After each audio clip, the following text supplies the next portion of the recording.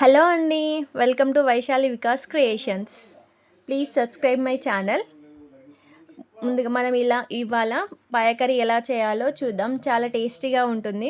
ముందుగా ఆయిల్ పోసి జీలకర్ర వేసి చిటపటలాడాక ఆనియన్ పచ్చిమిర్చి వేసి వాటిని కొంచెం బ్రౌన్ కలర్ వచ్చే వరకు వేయించుకోవాలి. అందులో కొంచెం ఉప్పు వేస్తే త్వరగా వేగిపోతుంది. బ్రౌన్ కలర్ వచ్చాక ఇప్పుడు అల్లం వెల్లిగడ్డ పేస్ట్ అవి కొంచెం పచ్చివాసన పోయాక ఇప్పుడు పసుపు వేసి వేయించుకోవాలి.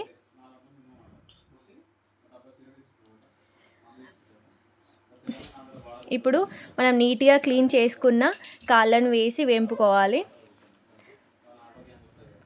తర్వాత అందులోనే మనం చిన్న చిన్న ముక్కలుగా కట్ చేసుకున్న టమాటో ముక్కలు వేయించుకొని కాస్త టమాటో ముక్కలకి పొట్టు పోయేలా వేయించుకొని అందులోనే కారము, తగినంత కారము, ఉప్పు, జీలకర్ర, జీరా పౌడర్, కొంచెం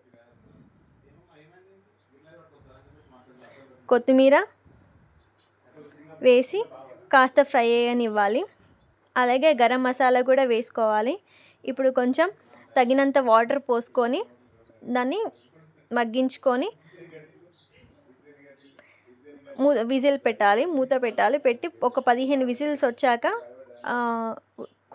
పాయ రెడీ అయిపోతుంది.